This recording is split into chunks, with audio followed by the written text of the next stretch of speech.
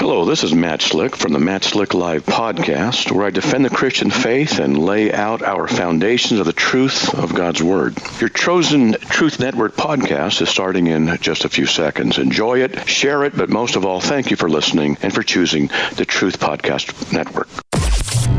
This is the Truth Network. Coming to you from an entrenched barricade deep in the heart of central North Carolina. Masculine Journey After Hours. A time to go deeper and be more transparent on the topic covered on this week's broadcast. So sit back and join us on this adventure. The Masculine Journey After Hours starts here now. Welcome to Masculine Journey After Hours. We are really glad that you're with us today. And Danny, I know you're glad that they're with us because it's your topic. Do you want to tell us a little bit more about it? I know the name of it. I do know. Tell us, Sam. What's the name? Spiritual Eye Exam. I have that one down now. I have the ears to hear. Wow. Yes. If you don't know that reference, go listen to the first show, and you'll find out why. But Danny, tell us a little bit about this topic of spiritual eye exam. Yeah, just the thought occurred to me that, how I see myself as opposed to how God sees me and the comparison between the two. So kind of a spiritual eye exam is, what glasses am I looking through when I'm examining myself? Well, you missed another player in the equation there.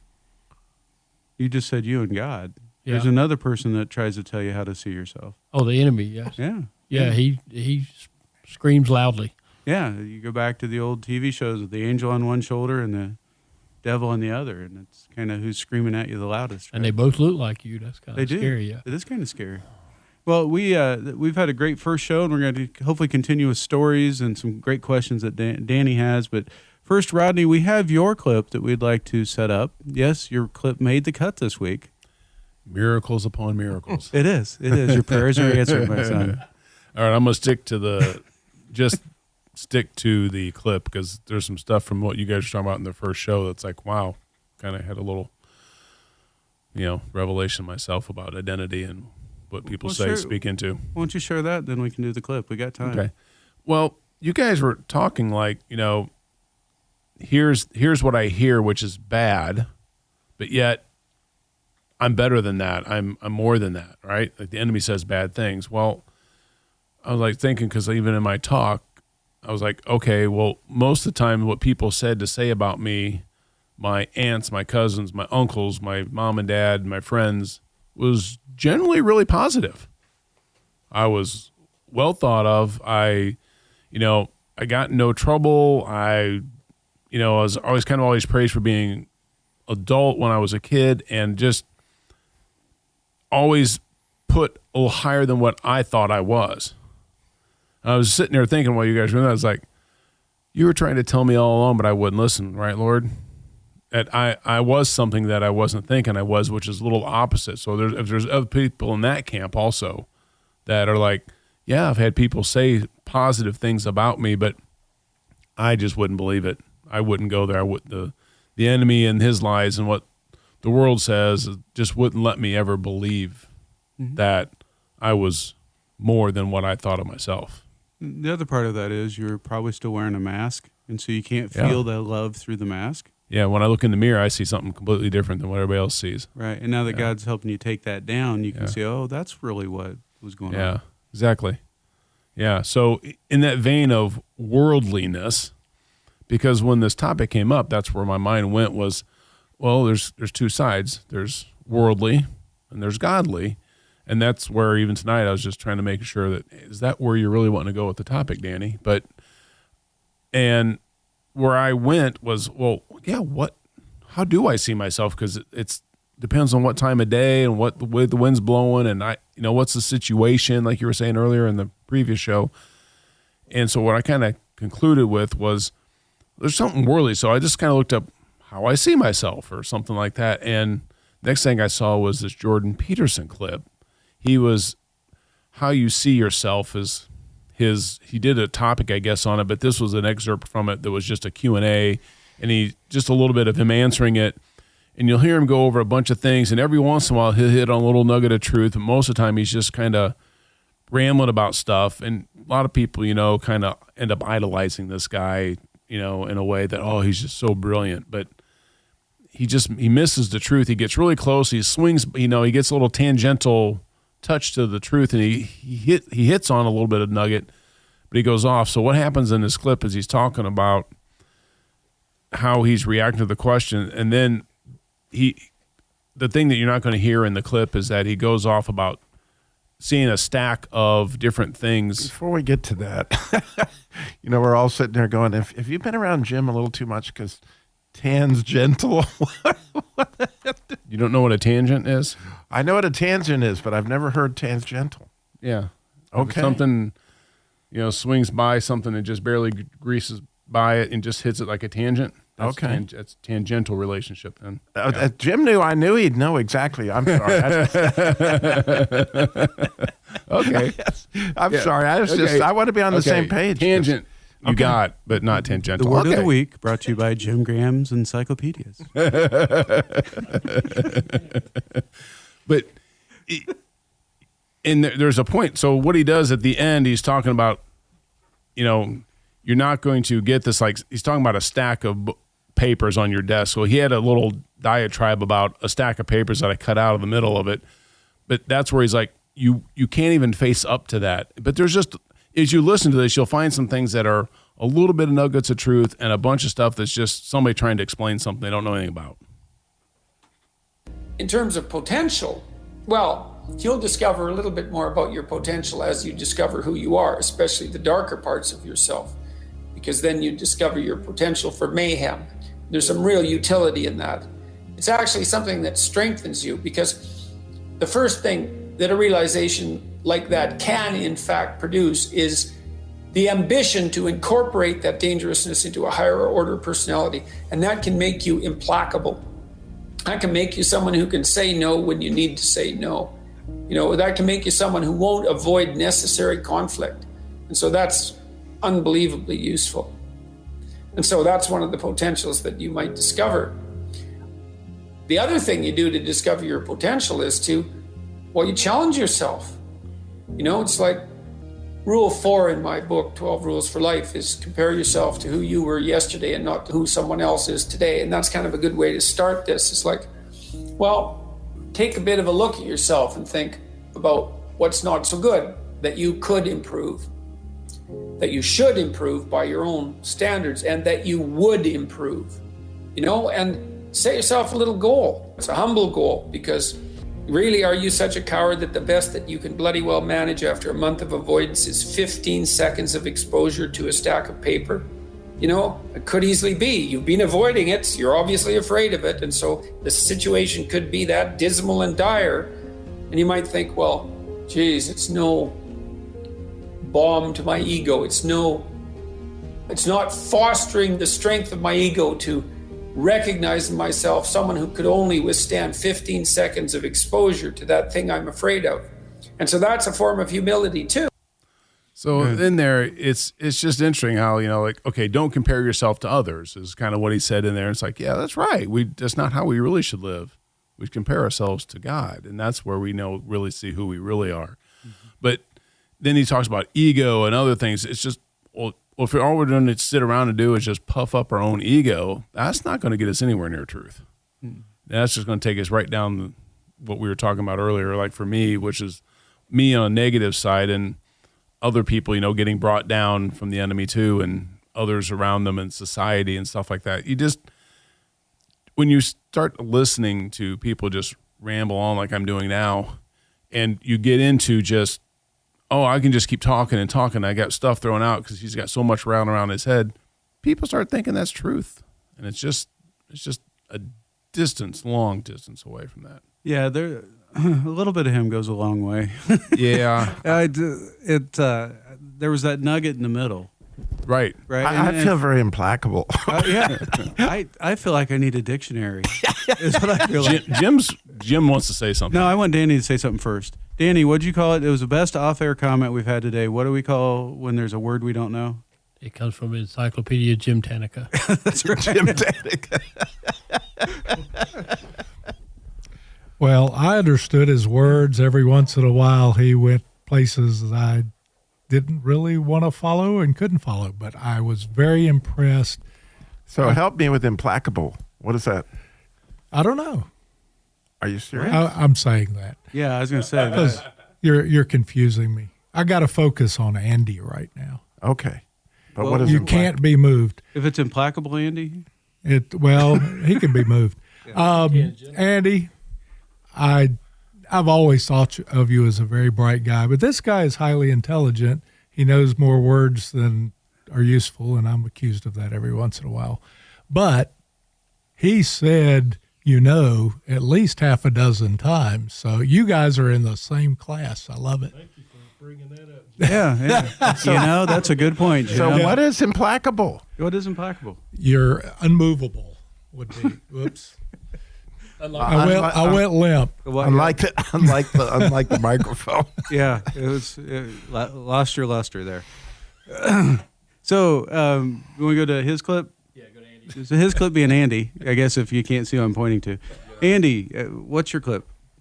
Well, it's a little bit less philosophical, I would say. No, it's from Kingdom of Heaven, and it's about the Crusades. It's about Balian. He's this young guy that has basically been drawn into battle, and he meets up with his father, who's been off doing crusades, and they didn't even really know one another. And they're at camp together, and basically the father leads him into battle training, and that's really what it is. And the point about I'll just talk about that when we get back. Yep. Pick it up. Let's see what you're made of. His hand is hurt, my lord. I once fought 2 days with an arrow through my testicle.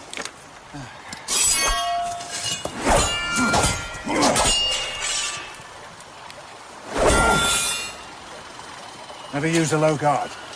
You fight well. Let's work on your skills. Take a high guard, like this. The Italians call it la posta di falcone, the guard of the hawk. You strike from high, like this. Do it. Sword straighter. Come on. Leg back, bend your knees. Sword straighter. Defend yourself. Blade isn't the only part of a sword. Attack. So what I saw in the clip is, when Danny said, "How do you see yourself?" So for a long time, I looked at myself as somebody that had been around the Christian faith for a long time, but I didn't really see myself as a warrior or somebody of strength. And I think, it's like when the Father came into my life and really became my Father, the identity, one of the names he gave me was from my given name, which is Andrew, which means manly and strength, which I always felt I had lacked.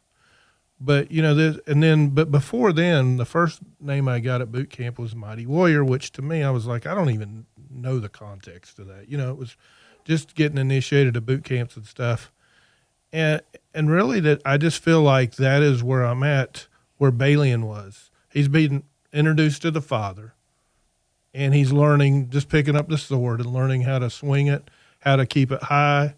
How to use more than the sword, just the blade, those kinds of things. And it's a work in progress. But that there's things that I still fail at in battle, but there's also some successes that I've had since. So it's I don't think anybody arrives. I think this is a journey that we'll continue on until we pass. But just the strength that I have that I didn't have from a father coming into my life to teach me how to battle. That's good. I think the irony of that clip for me was I never heard it or seen it when we were doing it. The father gives him the advice of never use a low guard. Yeah. But you think he would have used a low guard, it would have helped him with that whole arrow problem. Exactly. I'm just saying. Maybe a low guard, optional low guard. We didn't need it when an arrow's coming that place. Maybe right the there. son should be teaching the father in that case. Right? Always use a low guard. I'm just saying, always use a low guard. That would have been my advice. Anyway. That would be a tangential, would it? It would be a tangential, impassable moment, I'm thinking. Tangential. Yeah. I can't spell either one of them, so it doesn't matter. Yeah. So, Danny, you had some questions or a couple lead-in thoughts and basically a question with stories behind it, if we can. So, think about the things you've thought and believed about yourself over the years. And think about the things you know God has spoken to your life, either through Scripture, through people, because my life is glittered with amazing people who have spoken. And, how do they compare and share a story relating to God coming after the true you? And interestingly enough, the other morning I was praying, and, so often I've wanted to be somebody else other than who I am. And even there's a song by Jonathan Helser. It says, I want the heart of Mary, I want the ears of Samuel, and that kind of thing. And I was thinking about that song, and I thought, so often I pray, I want to dig into Hebrew like Robbie. I want to be the adventurous prayer warrior like Andy. But God, I think, just kind of led me into, what about if you pray that I want to be what you designed me to be? I want to have the heart of Danny that God gave. I want to have the ears of Danny that you made, and show me how to walk that life out. Mm-hmm. That's really good. It's really good. Anyone else have a thought on it? Well, actually, when Danny came out with that question, that was a great question. And he hit us right before we went to the After Hours show. And I thought, gee, God, where have you come after me in who you think I am? And I'd been working on this recently, but he really hit me between the eyes with a new name that I had not realized, which is The Voice.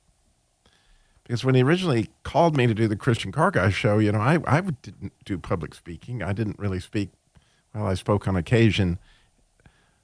But I remember the night when he came, and I said, God, have you heard my voice? People go to college to learn on the radio, to how to use their voice and that kind of stuff. I don't know that.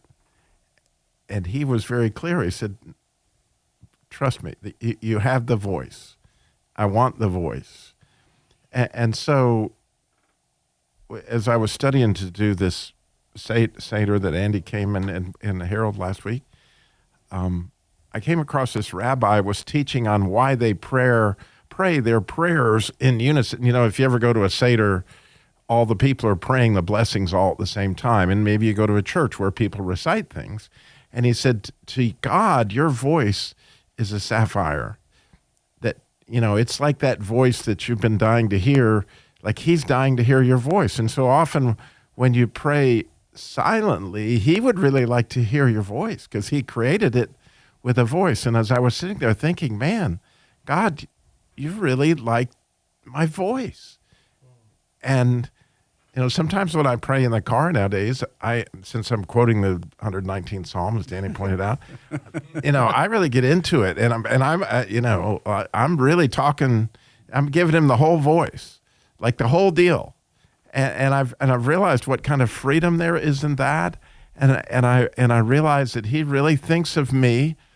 He put me in radio because he knew what it would be for my heart, which I never would have known in a billion years.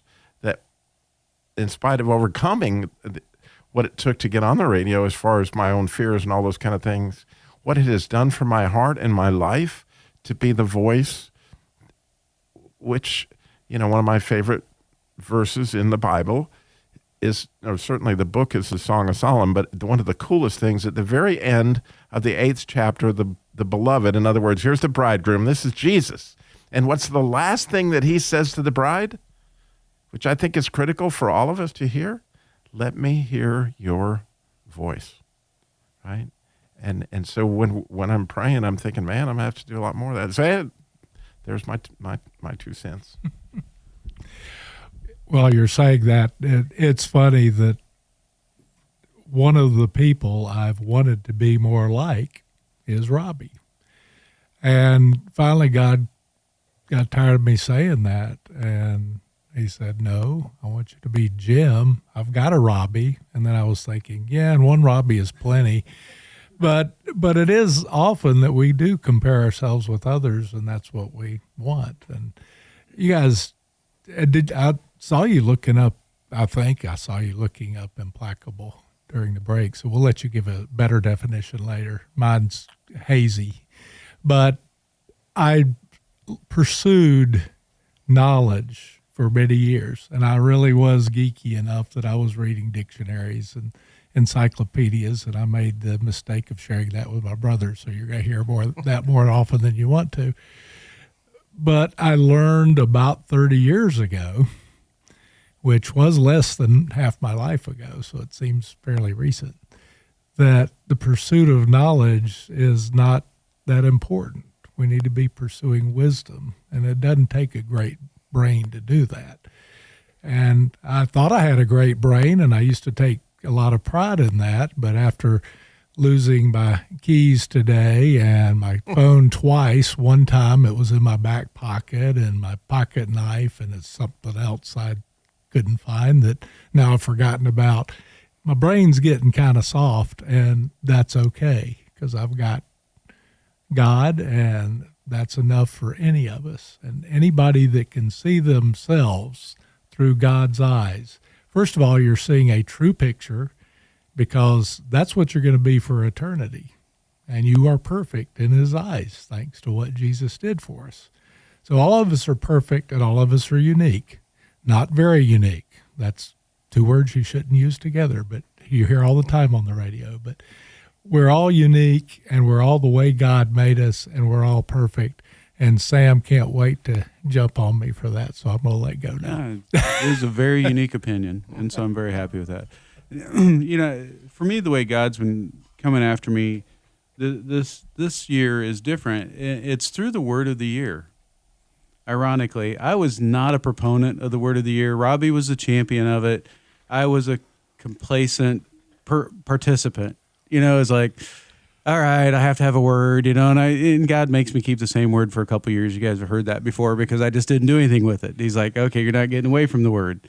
And so this year, you know, I took it in, and I said, okay, God, I'm going to walk with you in this. And it's the word talents, you know, and he's challenged me not to hide, not to step back. You know, there's times that I know God's called me into leadership or called me into a situation that I really didn't want to do.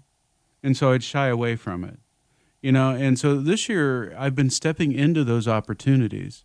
And I think at some point on the other side of it, he'll have a name for me. But what I'm really enjoying right now in the midst of it is, as I step into these things that I feel like he's calling me to do, I'll get an opportunity, I'll pray about it, and I'll go with what he says. And I'm finding just new passions, new humbleness along the way. You know, he'd asked me, I'd gotten asked to participate in a ministry that the church I go to does with a food pantry and with a clothing free thing there to help lead some of the stuff in it.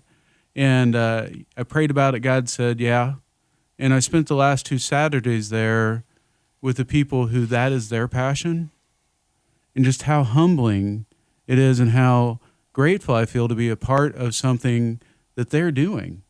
You know, just a small part. I was packing boxes last week for the people coming in, and just the humbleness of, thank you for letting me serve in this way, you know, and awakening some things in me that I never knew were there. Not that I didn't have compassion for people that needed things, but in a totally different way. And so, you know, for me, I know he's going to have an identity part, a piece, a nugget, but right now I'm just enjoying the ride and saying, okay, God, where are we going? Yeah, I've got a couple different things, but I think the time I was feeling pretty low as a father, leader, and things of that nature, and then the boot camp where Ben asked me to baptize him was one of those things that, you know, however God orchestrated that to come into my life at that time was just one of the most uplifting things. Because the first thing I was like, I can't do it.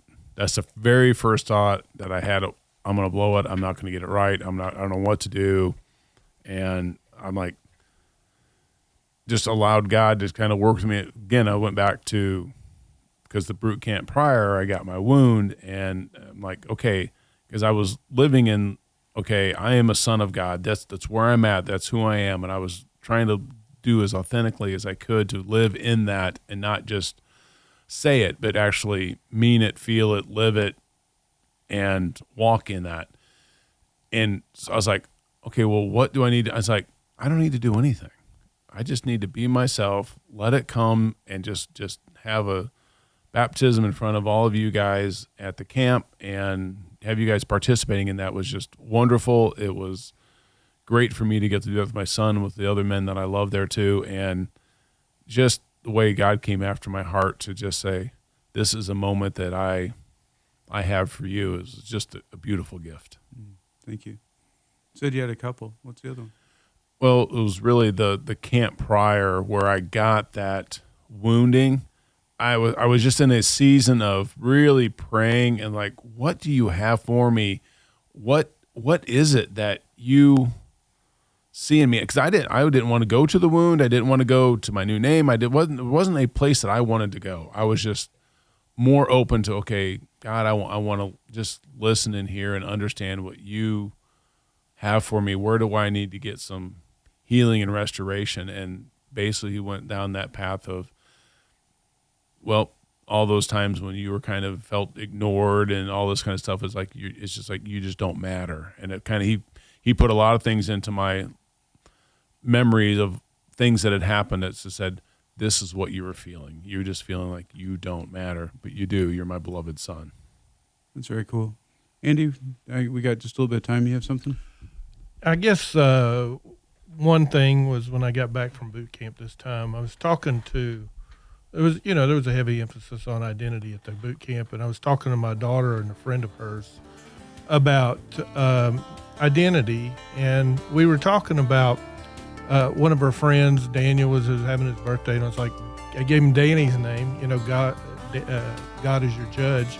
And then I started talking a little bit about my name and my identity and strength and manliness, and I said I never felt like I was, but then I gave, the example of where he gave me my new name. My daughter was like, yeah, I've always I see you as a very strong man, and I just didn't expect to hear that from her.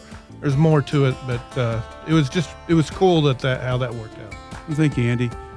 Thanks for listening. We hope that you'll join us next week. We're going to be talking, I think, about spiritual hearing, if I could say it right. Go to masculinejourney.org. This is the Truth Network.